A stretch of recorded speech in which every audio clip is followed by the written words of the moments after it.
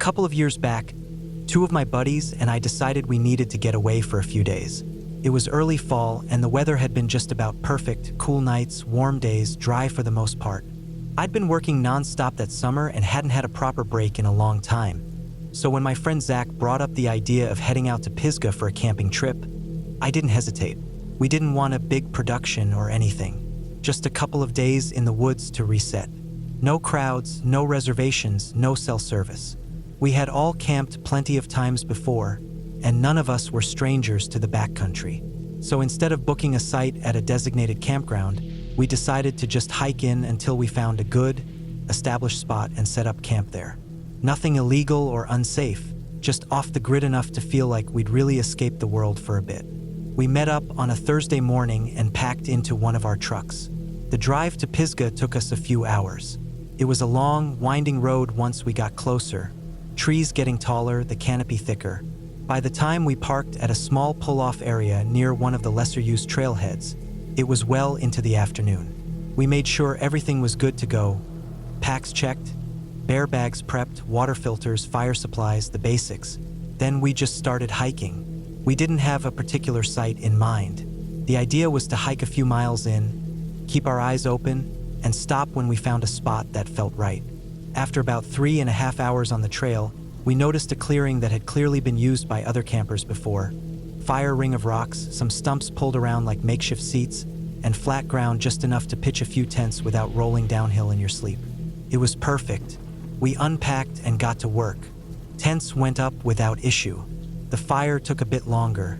Some of the wood nearby was damp, but after some work we had a solid blaze going. We ate, had a couple beers we'd packed in, nothing excessive, and just hung around the fire, swapping stories and staring up at the stars when the trees opened enough to let us see them.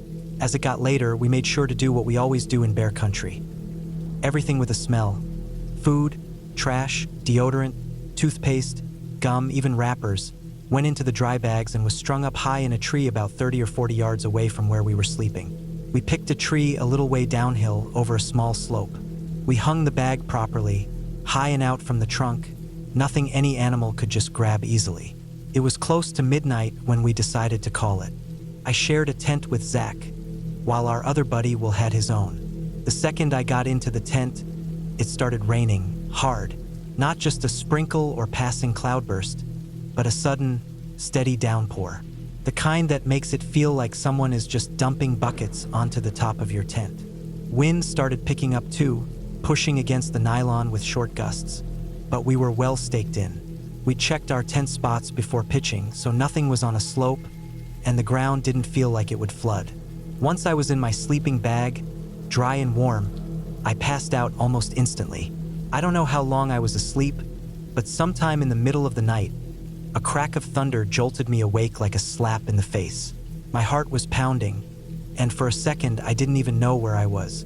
I reached for my watch, the only source of time I had, and squinted at it using the faint glow of its backlight, around 3:40 a.m. Still raining, still dark as hell. I adjusted my sleeping bag and tried to settle back in when I noticed something. Voices. At first, I thought I was still half asleep and dreaming. But no, I was definitely hearing them, light, high-pitched voices off in the distance. Faint, almost drowned out by the rain. I listened harder, holding my breath, trying not to make any sound. It sounded like kids. At first, it didn't register. I mean, we were miles into the woods. The trailhead wasn't exactly a tourist spot, and we hadn't passed anyone on our hike in. Most people wouldn't have come this far in just to camp with kids, especially not toddlers. But that's what it sounded like. Multiple little kids, talking, giggling, whispering back and forth. The sound came from the general direction where we'd strung up the food bag. My first instinct was that it had to be animals, maybe raccoons. I'd heard them make strange noises before. Sometimes they almost sounded like humans when they fought or cried out. But this sounded too clean, too intentional. I didn't say anything, just laid there, my ears working overtime. The voices weren't clear, more like distant chatter carried by the rain. But one of them gave this short, high-pitched laugh that froze me in place. It didn't sound like any animal I'd ever heard, just this sudden, sharp peal of laughter that echoed a little through the trees. I felt myself go cold. My stomach knotted up. I glanced over at Zach, barely making out his shape in the dark, but I could see that he was stiff, awake, just lying still the same way I was. It was clear then that I wasn't imagining it. Then everything stopped. No more voices, just rain, wind, and distant thunder rolling across the hills. The kind of silence that presses in around you and makes your skin crawl. I started to calm down, told myself that maybe it had been some kind of auditory trick. Rain hitting the leaves just right, messing with my half-asleep brain. I tried to relax and was just starting to think about turning over when I heard it. Footsteps, not crashing through the brush or heavy boots, just soft, deliberate steps. I strained my ears. They were slow, careful. You could hear each one land with a slight squish of wet leaves, just one at a time, spaced out. Too light to be a bear, too steady to be a deer. They were coming toward us. I tried to tell myself it was just an animal being curious, maybe attracted to the smell of our campfire or the salt from our gear. But the steps didn't dart or pause like a deer or a raccoon would. They moved in a line, steadily, right toward our tent. I couldn't see anything through the nylon. The rain made it impossible to hear the exact distance, but I knew it was close. The weight of the steps didn't feel threatening, but the presence of them was. Like someone was walking on purpose, trying not to be heard but failing just enough that we knew they were there. I held still. My heart was slamming in my chest. I couldn't move. The steps got closer. I heard the weight of one foot settle into a patch of soaked earth not 10 feet from the tent. The leaves and sticks cracked gently underfoot, but not with any force. I focused on my breathing, trying to slow it down. I felt like if I breathed too loud, whatever was outside would know I was awake. Zach didn't say a word, and neither did I. We just laid there, frozen. The footsteps stopped. It was right outside. I listened so hard it hurt. Rain still fell steadily, the tent's fabric rippling slightly with wind. But under it, I could hear something shifting. Just a tiny shuffle. Then nothing. I thought I saw a shape through the thin wall of the tent. Just a blur. Might have been my eyes playing tricks in the dark. I didn't want to move. Didn't want to risk making a sound. I waited. After what felt like forever, the footsteps started again, only this time moving away. Softly, slowly, step by step. Then they were gone. The rain kept falling. I didn't say anything. Zach didn't say anything. We just laid there, probably for an hour or more.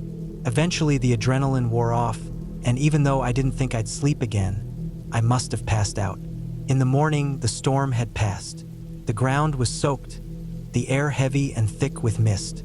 I unzipped the tent, stood up slowly, and looked around. There was nothing. No prints, no trash, no broken branches.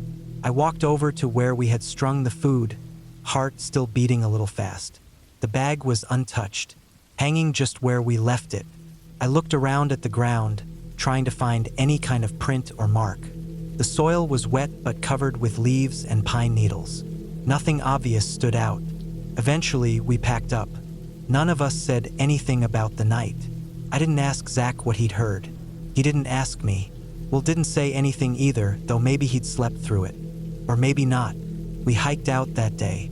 Long walk back. The air felt heavy, but the sky was clear. We didn't talk much, just kept moving like we all wanted to be back near people again. I've thought about that night a lot since then. I've camped again plenty of times, but that trip is the one that still sticks with me. Not because something happened, but because something almost did. Because we didn't look. We didn't speak. We didn't try to figure it out. We just laid there and listened to the sound of something or someone creeping right up to our tent in the middle of nowhere, in the pouring rain, at almost 4 a.m, and then it just walked away. To this day, I don't have a real explanation. Maybe it was someone lost. Maybe a hiker with kids who had camped nearby. Maybe some twisted prank. Maybe it was an animal. Maybe I was half asleep. But I've never heard any animal move like that, or laugh like that, and I've never once forgotten that sound, like a 5-year-old laughing, soft and sudden, in the dead silence of a stormy night, deep in the woods, hours from anywhere. We don't talk about that trip anymore. I I think part of me is still glad. A couple of summers ago, I went on a solo hiking trip in the Adirondacks. I had time off work and just needed to clear my head. I've done a fair bit of hiking and camping before, mostly with friends, but this was one of the first longer trips I'd done completely alone. I planned a 4-day hike through a mix of maintained trails and some backcountry areas I had mapped out. My goal was to disconnect, reset, and just be out there for a while. I wasn't looking for anything dramatic or intense, just quiet. I parked at the trailhead in the early morning and started out with a solid pack and everything I thought I'd need. Lightweight gear, water filter, bear spray, food, emergency GPS. The first day was uneventful. Just a few miles in, surrounded by deep woods and patches of sun cutting through the trees. I made it to my first planned campsite by early evening, a flat spot near a small creek. I filtered some water, boiled it, ate my meal, then tucked in early as the sun dropped behind the ridgeline. It was completely silent out there besides the water and the occasional bird call. The second day, I made my way deeper into the woods.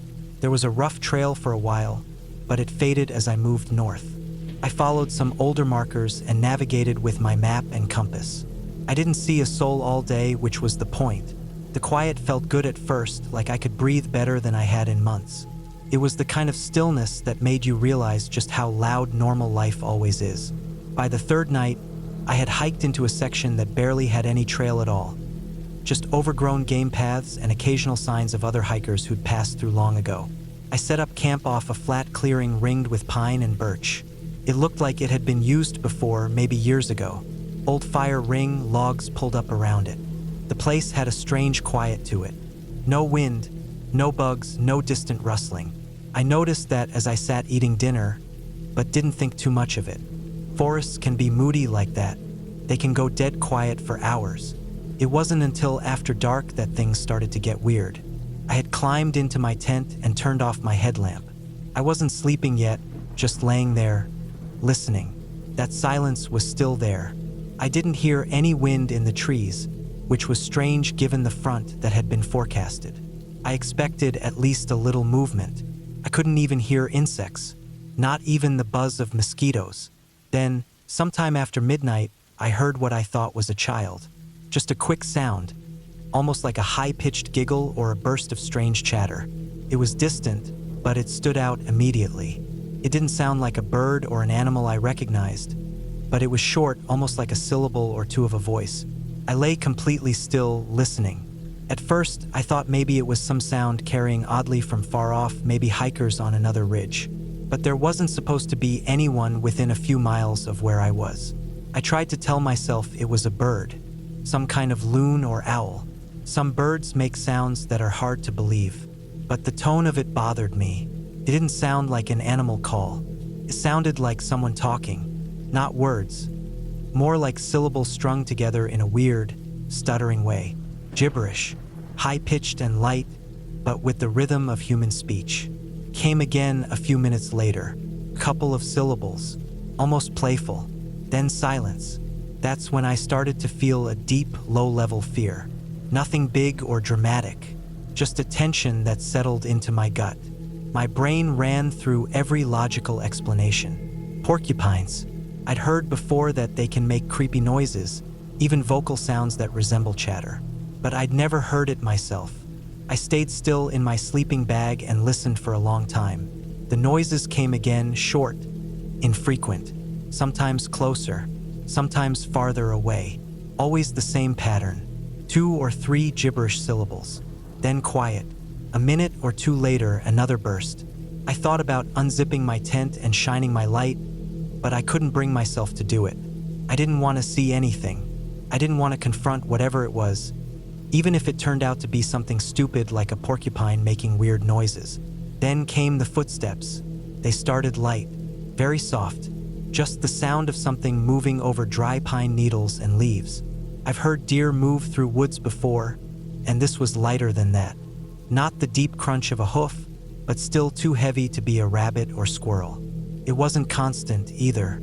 A few steps, then nothing, then another soft step, then a pause. It moved like a person would, slow, careful. It got closer.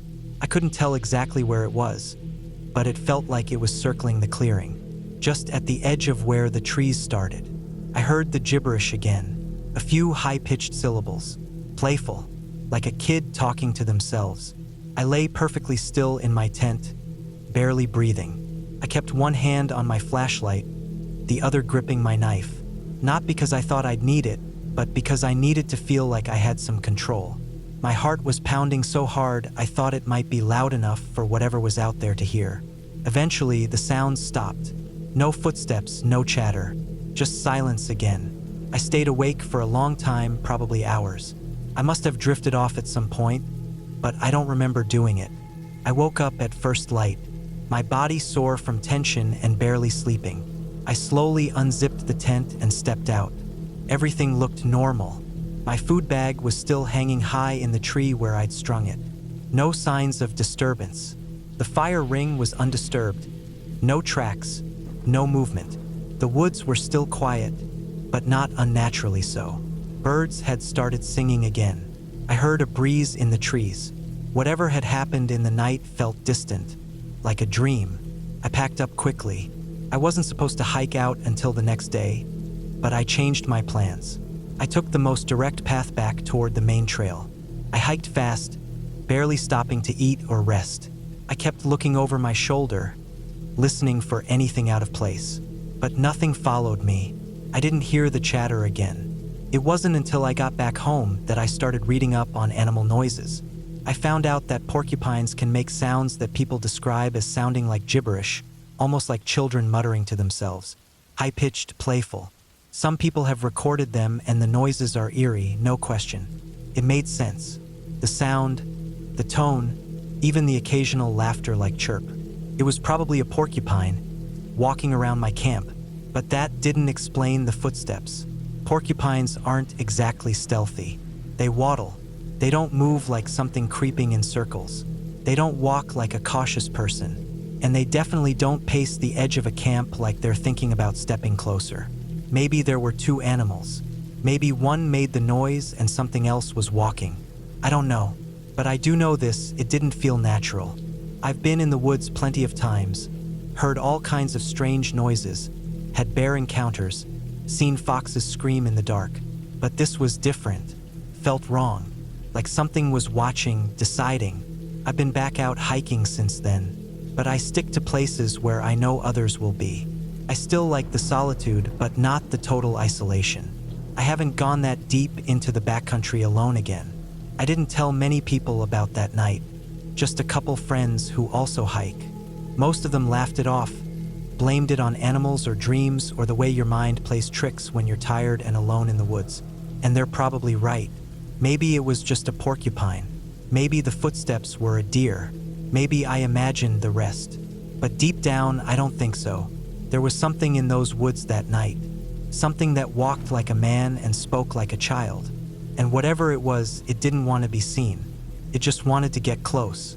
And that's what keeps me up sometimes, wondering how close it really got.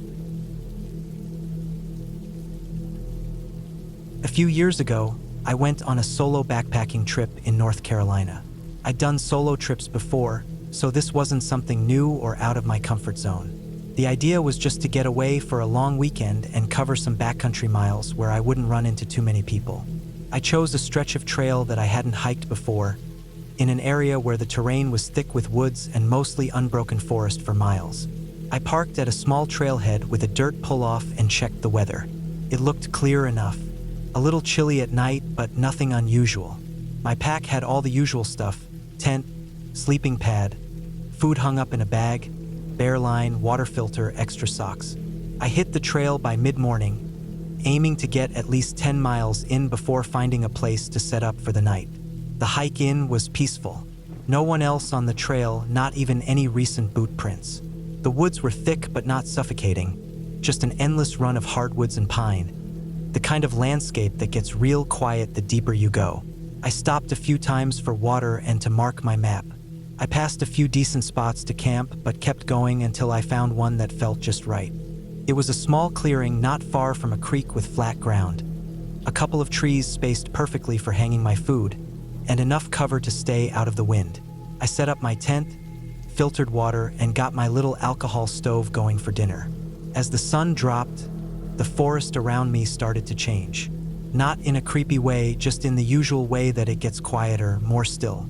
You hear fewer birds, fewer leaves rustling, just a few twigs snapping here and there, maybe something small moving through the brush. I turned in early, maybe around 8:30 or 9, since there wasn't much else to do. I read a few pages of a book and laid there listening to the sounds of the woods until I fell asleep. Somewhere deep in the night, I woke up. No real reason at first, just that kind of waking where your brain flips on all at once. I laid there still, trying to listen. It was quiet, but I felt aware. The kind of alertness that doesn't come from a bad dream or needing to pee. Just a weird awareness. Then I heard something. It was soft, slow. Not loud or frantic, just the sound of something walking, but not just one step. It was several, like a pace, like how a person walks slowly across a wooden floor when they don't want to wake someone. And it was right outside my tent. It sounded like it was circling me, not wide circles either, tight, like someone or something was taking slow, deliberate steps in a loop around where I lay. I froze. Every part of my body told me not to move. I stared at the ceiling of the tent and tried not to even breathe too loud. The steps went on for a while, just quiet, soft crunches of dry leaves, broken twigs here and there. The kind of sound you'd only notice if you were already listening for it. It didn't stop for what felt like forever. Then it did. No steps, no sound, nothing. I laid there a long time, waiting, trying to convince myself it was an animal.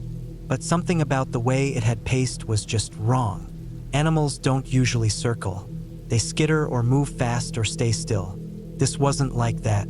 Eventually, I must have fallen back asleep. Morning came, and when I got out of my tent, everything looked untouched. No tracks, nothing disturbed. My food bag was still hanging up high in the tree. I chalked it up to being half asleep. Maybe I had dreamed it, or maybe it was a raccoon or a possum being weird. That second day of hiking was longer. I planned to make a loop and come back around to my truck from a different angle. The trail took me higher into some ridgelines and through a lot more dense forest. Fewer clearings, fewer spots to set up. I made decent time and found a site near an old logging road that had probably been out of use for decades. It was overgrown but flat, with signs that others had camped there once in a while. Stones arranged in a fire ring, some logs laid out like benches. That night, I did the same routine.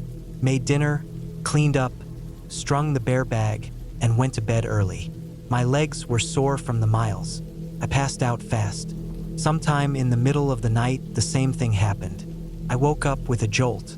My eyes opened and I was just instantly awake. Not groggy, not confused, just awake. This time, I knew what I was listening for, and I heard it again. The steps, same slow pace. Same soft crunch of leaves. It was like déjà vu. The steps were walking around my tent again. Not fast, not running, just slow, deliberate pacing. Like whoever or whatever it was wanted me to know they were there. I stayed frozen again. I didn't grab my flashlight. I didn't unzip the tent. I didn't make a sound. I just laid there breathing shallow and slow, heart pounding in my chest. At some point, the steps stopped. I waited and waited, but there was nothing. No more sound. The next morning, I looked around again. No tracks. No sign of anything having been there. Everything was in its place. The last day of the loop was supposed to be an easy hike out. Just a handful of miles back to the car. But I took my time that morning. My nerves were fried. I kept looking behind me every few minutes, listening, stopping and checking the woods for movement. About a mile from the trailhead, I noticed something that really got under my skin. A patch of ground just off the trail had clear footprints in it. They weren't boot prints, not deep enough, bare feet, human feet, and not small like a kid's. Full-grown, barefoot footprints in the soft dirt between some rocks. I crouched down and looked at them for a while. They were fresh, no leaves settled in them, no sign of weathering. I didn't see anyone else on that trail, not the whole 3 days. I made it to my car and got out of there fast. I didn't talk to anyone. I didn't stop. I drove the 2 hours back home and didn't unpack until the next day. Later, I started thinking back on those nights. The sound of the footsteps, how they weren't fast or panicked, just slow, confident, like someone walking from one room to another at home when everyone's asleep. Not outside the house, inside. That was the part that really kept getting to me. Whoever it was, they weren't afraid of being heard. They weren't trying to hide. It was like they were used to walking that way, like it was their place and I was the one intruding. I've done a few hikes since then, but I haven't gone solo again. Not since that trip. I can't stop thinking about how something or someone was walking around my tent both nights, close enough to reach out and touch it. And I didn't see a thing. I still wonder if I should have looked. Maybe I would have gotten answers, but maybe I don't want them. I'll never know for sure who or what was out there, walking slow, like they were walking from the spare bedroom to the bathroom at 2 a.m. But I know what I heard, and I know it wasn't a dream. That kind of fear is real. You don't forget it. A couple years ago, me and 2 buddies decided to take a break from our usual routines and get out into the woods for a few days. We all needed it. Work had been dragging me down, and I think the other guys felt the same way, even if they didn't say it. We chose Pisgah because it wasn't far, it had good trails, and it gave you that sense of being truly out there, just trees, rock, and dirt all around. No traffic, no phones, just nature. We didn't plan to use a designated campsite. That wasn't really our thing. We liked to hike in, get off the beaten path, and find a spot where others had clearly camped before. You can usually tell flat ground, a ring of rocks for a fire pit, maybe a few logs arranged into makeshift benches. We hiked for a while that first afternoon until we found such a place. It was a little clearing, maybe 30 yards off a barely marked trail. There was a small creek nearby, not big enough to do much with, but it gave us a nice background noise. We set up camp without any issues. Tents went up quick, we collected firewood, and cooked up some food on the little stove we'd brought. We were all experienced enough to hang our food bags up high and far away from the tents. We used paracord to hoist everything between 2 trees, maybe 50 yards downwind from our tents. Basic stuff. We weren't worried about bears so much, but raccoons, possums, and other critters could still make a mess. The sun went down faster than we expected. In those dense woods, the light disappears quick. We had a small fire going, just for warmth and company, not for cooking. We sat around it for a while, just talking about life. Nothing heavy, just regular stuff. At some point, the wind shifted and we could feel the rain in the air. Sure enough, not long after crawling into our tents, the rain hit. And when I say rain, I mean it came down like it had a personal vendetta. The sound of it slapping the tent fabric was so loud I could barely hear myself think. Thunder started rumbling not long after, rolling through the mountains like distant artillery. I'm not gonna lie, I was kind of enjoying it at first. I've always liked the sound of rain when I'm warm and dry in a tent. Something comforting about it. I must have drifted off because the next thing I remember is waking up to this enormous crack of thunder. It wasn't the rolling kind. This one was sharp, loud, and directly overhead. Lit up the tent like a camera flash. I sat up fast, heart racing, and reached for my watch to check the time. It was just past 2:30 in the morning. Then I noticed something strange. In between the rumbles of thunder, I could hear something else, voices. Very faint, high-pitched, and scattered. At first, I figured it was another group of campers who'd somehow wandered into our area and maybe stumbled onto our food bag. But the more I listened, the more off it sounded. These weren't adult voices. They were high and thin like little kids, and they weren't talking normally. It sounded like gibberish, like nonsense words or weird babbling, mixed with little squeals or giggles. It sent a chill down my spine. I sat there in the dark, trying to listen over the rain, not sure if my ears were playing tricks on me. I was half asleep still, and it was storming pretty hard. Still, the sound didn't sit right with me. I've heard animal calls in the woods before. Foxes, raccoons, even bobcats, and some of those can sound pretty weird. But this felt different. It didn't feel like an animal. It felt like something pretending to be human and getting it just wrong enough to scare the hell out of you. I lay back down, trying to brush it off. Probably just the rain, or maybe some weird echo carrying sound from somewhere else. But then, maybe 10 minutes later, I heard footsteps. Not running, not stomping, just slow, deliberate steps, coming through the wet leaves. You can always tell the difference between wind blowing branches around and actual footsteps. These were footsteps, crunching leaves and snapping twigs. They were coming from the direction of our food bags. My heart was pounding so hard I felt sick. I kept telling myself it was probably a raccoon or maybe a deer that had caught the smell of something. But the steps were just too methodical. One after the other, slow, getting closer. They came right up to our tents. I was lying perfectly still, listening. I could hear my buddy's breathing next to me, shallow and fast. He was awake too. We didn't say anything, just listened as the steps circled around us, maybe 15 feet out. They were soft but definite. Every step sent a spike of adrenaline through me, and then, just like that, they stopped. No crash of movement, no sudden noise, just silence.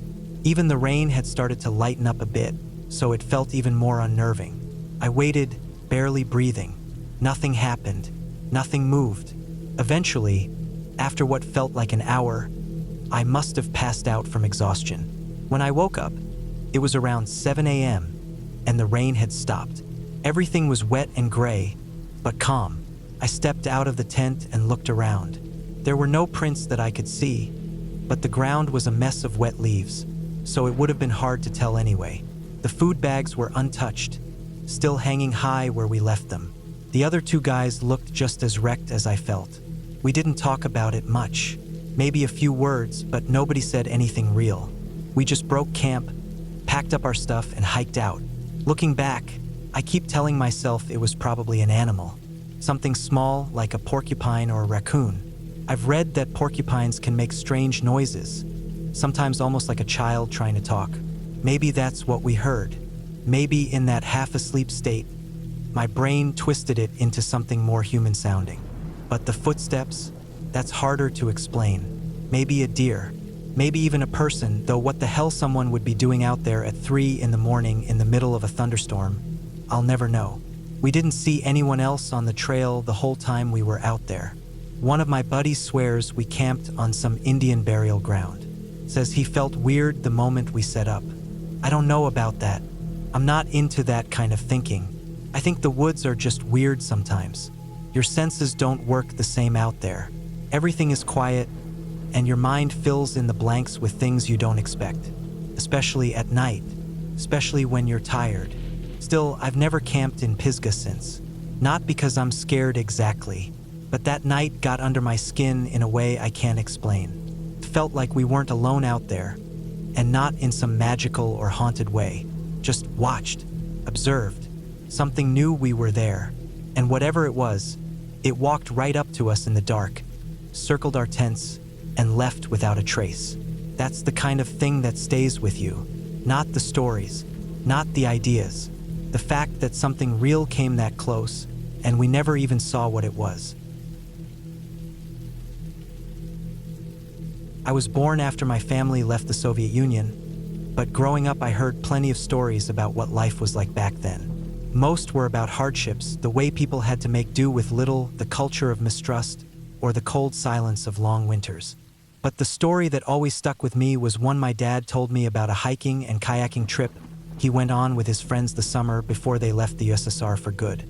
It wasn't a ghost story, and it didn't involve anything supernatural. But to me, it was scarier than any horror story because it was real, and the danger came from something completely natural and unrelenting. My dad was an experienced outdoorsman. He and his friends had been doing long, self-sufficient wilderness trips every summer for years. They'd spend weeks at a time away from cities or even villages, hiking, paddling, fishing, and living off what the land could provide. These weren't guys who got lost in the woods because they took a wrong turn on a trail.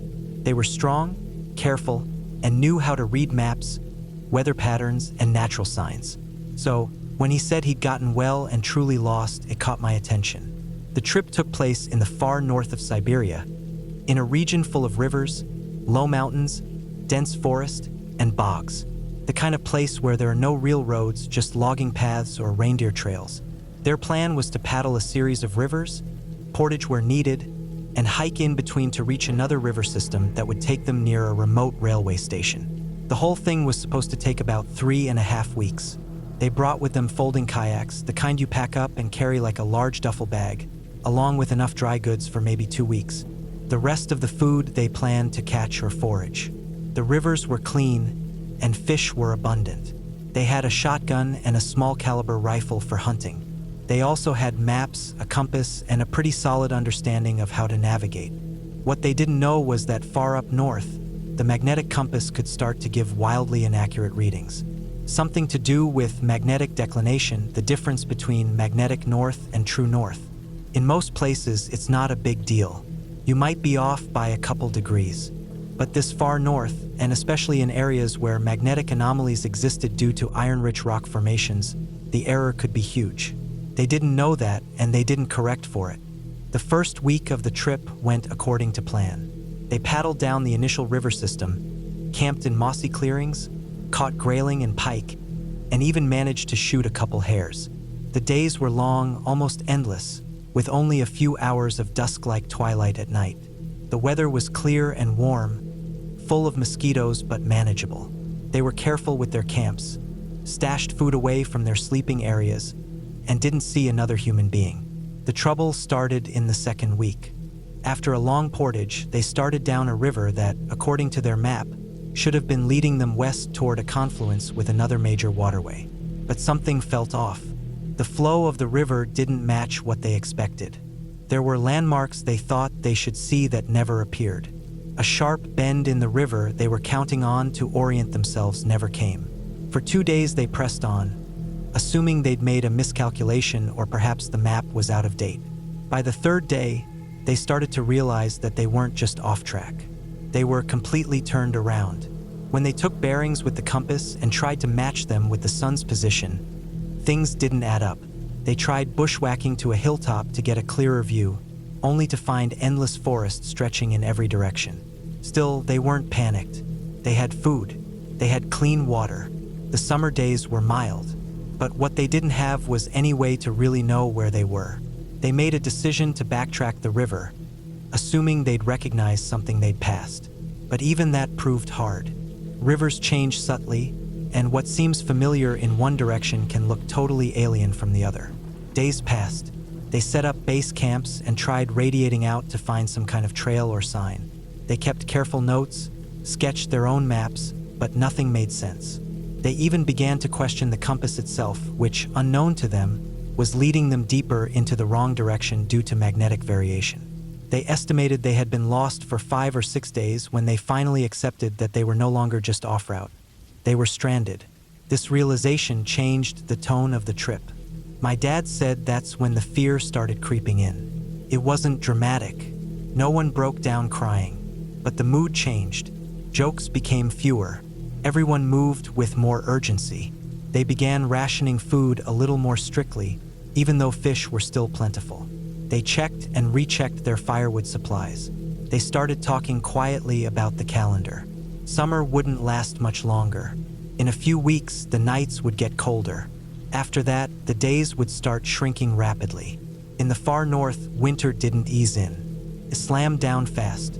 What kept them going was their own discipline. Each man had responsibilities. Gathering wood, keeping the fire going, cooking, fishing, scouting. They trusted each other. No one panicked, and they kept trying. The breakthrough came entirely by luck. On the morning of what they thought was the 9th or 10th day of being lost, one of the guys climbed a ridge and spotted smoke. At first, he thought it might be a forest fire, but the color was wrong. It looked like camp smoke. They all scrambled to gather their gear and made for the smoke. It turned out to be a small camp of geologists on a survey trip. There were 4 of them, using motorboats and helicopters to prospect for minerals. They were stunned to see 4 scraggly, dirty hikers emerge from the woods. When my dad and his friends explained where they thought they were and where they were trying to go, the geologists looked at each other in disbelief. They pulled out their own maps and explained the problem with the compass. The magnetic variation was severe enough in this area to throw off navigation by dozens of degrees. What they thought was west had actually been almost due north. They were off by over 100 kilometers. The geologists fed them, let them rest for a day, and gave them directions to the nearest settlement, which was still at least a week away by river and trail. But this time they had accurate bearings. They left with fresh energy, and for the next 8 days pushed hard, knowing that each day lost could cost them dearly. They made it to the town just as the first frost hit. It wasn't a blizzard, but the ground was hard in the morning, and you could see your breath. Another week out there and things would have started getting truly dangerous. They took a train south and eventually made it back to their city, exhausted, leaner, and deeply shaken. That was the last wilderness trip my dad ever took in the Soviet Union. When he told me the story, it wasn't with any sense of drama. Just a quiet understanding that nature doesn't care how experienced you are. It doesn't care how prepared you feel. One mistake, or in their case, one bit of missing knowledge, can change everything. To this day, he still checks magnetic declination charts anytime he travels somewhere unfamiliar. And he always carries a backup compass and now a GPS. That story stuck with me, not because of some shadowy figure or ancient curse, but because it was real. The cold was real. The forest was real. The creeping doubt, the growing fear, the awareness that no one was coming to save them. All of that was real, and sometimes that's more terrifying than anything else. A couple of years back, in early fall, I went on a hiking trip with a few friends. It was one of those last-minute ideas that felt like it came together fast, but the kind that ends up sticking in your head for a long time after. We weren't doing anything hardcore, just a few days out in the backcountry to get away from everything and maybe drink a little, cook over a fire, sleep under the stars. The usual stuff. We picked a spot out west, somewhere remote, off an old logging road that had been closed for a while. It was the kind of place where you could walk for miles without seeing another soul, and that's what we wanted. To be out there, unreachable. There were 4 of us. I won't go into too much detail about them, just friends I'd known a long time. We trusted each other and we'd done a few hikes together before. We had decent gear, good boots, real packs, and enough food to last longer than we needed. It wasn't supposed to be a survival trip, just time away. We parked the truck off the dirt road, right where a shallow creek cut across the path, then threw our packs on and started heading in. The first day was easy. The trail had clearly been there once, maybe even maintained at some point, but it was all overgrown now, just a suggestion of where people used to go. Nature was taking it back. Trees grew in tight, ferns up to our knees, and the only sounds were wind and the occasional bird. It was quiet, but peaceful. We found a flat clearing about 6 or 7 miles in. Nothing special, just a circle of dirt surrounded by pine and maple, but it worked for our tents. The creek wasn't far away, which was good for water, and we saw no signs of animals bigger than squirrels. We set up camp and took it easy the rest of the day. The second day we decided to hike deeper, leave our camp set up and just take light day packs.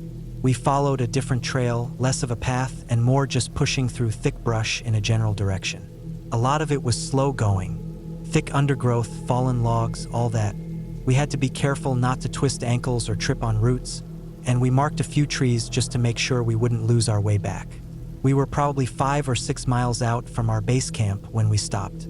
It was getting later in the afternoon, and the sun had already dipped below the trees. Shadows were stretching out longer, and you could feel that shift in the air, the one where everything goes from hot and bright to a little colder, a little more serious. The forest was beautiful, but it had that stillness to it, like it was waiting for something. We decided to turn around. None of us wanted to try and bushwhack back in the dark, especially without headlamps on us. So we backtracked, slowly at first, and then quicker when the light dropped faster than we expected. That's when it happened. We were maybe an hour from camp, moving fast but not running, just keeping a strong pace. That's when I saw it. It was off to the right, maybe 30 or 40 feet back from the trail, tucked into the trees. It looked like a guillotine. At first I thought it was a trick of the light. You know how the woods play with shadows and shapes? How trees can line up just right to look like something else? But no, the closer I looked, the more sure I was. It wasn't some illusion. It was standing there, tall and made of old wood, maybe 7 or 8 feet high with a rectangular frame. There was even a heavy-looking angled blade resting at the top. I didn't walk all the way up to it, but I slowed down. I stared at it for a few seconds, long enough to know that it wasn't part of some old logging gear or trail marker. It was exactly what it looked like. A damn guillotine, like something pulled straight out of the 1700s, sitting in the middle of nowhere, hidden by trees. The others noticed me slowing down and turned to see what I was looking at. I didn't say anything. None of us did. We just stood there a moment, quiet, each one of us taking it in. Then we picked up the pace. Not a run, but fast. The kind of walk you do when you don't want to admit you're scared, but your body is already reacting. We didn't talk about it that night. We got back to camp, started the fire, cooked something simple, and just kind of existed around each other in silence. I think we were all processing it in our own way. I kept going over what I saw in my head, trying to make sense of it. Who would drag something like that out into the woods? And more importantly, why? The next morning, one of the guys mentioned maybe heading out a day early. No one argued. We packed up, broke down camp, and hiked back to the truck without lingering. Nobody brought up the guillotine again until we were already driving back towards civilization. But it stayed in my head. When I got back home, I tried to look it up. I went down every rabbit hole I could find. Forums, local legend pages, even old property records. Nothing. No mention of art installations in the area. No known historical reenactments or anything like that. No reason for something like that to be out there. I even checked satellite imagery, but the canopy was too dense to see anything through the trees. A couple weeks later, I called one of the local ranger stations, not the main national park, but one of the offshoot regional units. I didn't mention the guillotine directly. I just asked if they had any reports of strange structures out that way, old equipment maybe, or art projects. The guy on the phone didn't seem surprised by the question, but he didn't have an answer either. Just said it was an old area, not well maintained, and that people do strange things sometimes. That was it. But the whole thing left this weight on me. I've seen some strange stuff before. Old shacks in the woods, ruins, random junk left behind by hunters or hermits. But nothing like that. Nothing that felt so placed, purposeful, because that's what stuck with me the most. It didn't feel like something that had just ended up there. It looked maintained. The wood was aged but not rotting. The frame was upright. The blade, from what I could tell, had no rust. It didn't feel like history. Felt recent. We never went back. I don't think any of us would.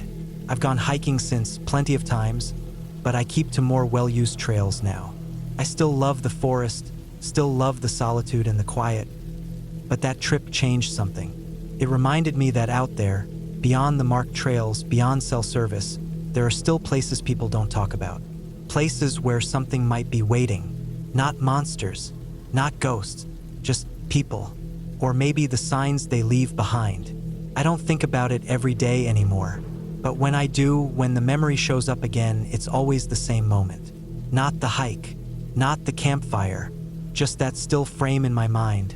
The wooden structure standing in the trees, the forest around it completely silent, and the way the air felt heavier when we saw it. And the worst part? There weren't any signs of a joke. No paint, no props, no graffiti. No indication that it was a prank or part of a movie or art. It wasn't trying to be funny. It wasn't trying to be anything. It just was. Like it had always been there. Or like someone expected to use it again. I spent a lot of time outdoors over the years. Hiking, camping, fishing. Anything that got me away from the constant drone of everyday life. Being out in the woods always felt like pressing the reset button. No traffic, no phones buzzing, no one expecting anything from me. Just the sound of wind in the trees and the crunch of earth under my boots. I've been out on 100 trails in different states and different seasons. Some well-worn and friendly, others nearly forgotten and wild. But there's one trip that stayed with me, not because of the hike itself or the landscape, or even anything that happened to me directly. It stayed with me because of something I saw, something that made no sense. It was a couple of years back, late summer, almost September. I remember because the leaves were just starting to change at higher elevation, but the air was still warm and dry. I'd planned the trip with 3 guys I'd known since college. We didn't hike together often, maybe once or twice a year, but we'd kept in touch over the years and the timing worked out for all of us. We picked a place that was remote but still accessible, a swath of forest land in the central part of the state, not too far from where some old mining operations used to be. It wasn't a national park or anything with trail maps and visitor centers. Just open forest land with a few faded logging roads cutting through it and enough space that we wouldn't see another soul for days. We met up at a gas station early on a Friday morning, parked one of the cars in a nearby town, then took the other up a winding, poorly maintained road for about an hour before reaching a point where even the 4-wheel drive couldn't go any further. From there, it was all on foot. We had our packs loaded up with enough food and gear for 4 days, plus a small water purifier and some backup tablets. I had a GPS and a paper map, but we mostly relied on terrain and compass bearings. The goal was simple: get away from everything, set up a base camp by one of the bigger streams deep in the forest, and just spend a few days hiking, cooking, and relaxing. The first day was straightforward. We hiked about 6 or 7 miles in, stopped around late afternoon when we found a spot with level ground and decent access to water. The woods were thick, mostly fir and pine with the occasional maple and birch, and there were signs that animals passed through now and then, but no obvious danger. We set up camp, got a small fire going, cooked dinner, and settled in. Nothing unusual, just the kind of quiet you hope for when you go out that far. The second day, we hiked a loop around a nearby ridge, maybe 9 or 10 miles round trip. The trail was more overgrown than I expected, clearly not used much, but nothing we couldn't handle. Lots of deadfall to climb over, and at one point we had to detour around a narrow washout, but that was about it.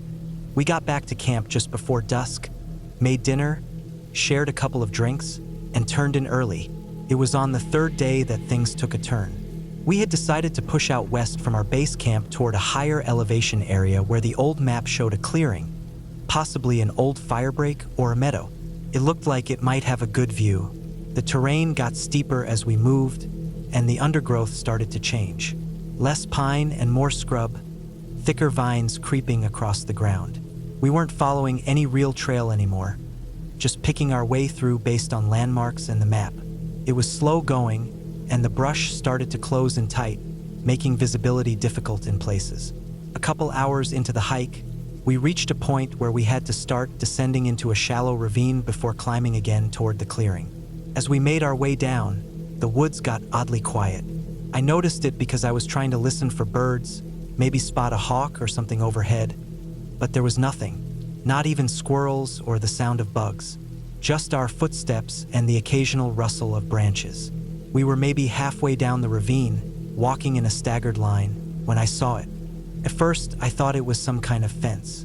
There was a tall, rectangular structure off to the left, maybe 20 feet off the main direction we were heading.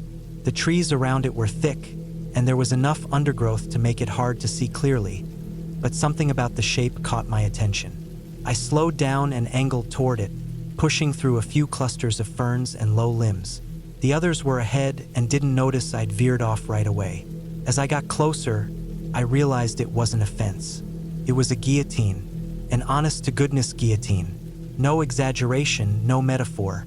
A real, wooden-framed, human-sized guillotine standing there in the middle of the forest like it had always belonged. The wood looked old but not ancient. Weathered, yes, but still solid.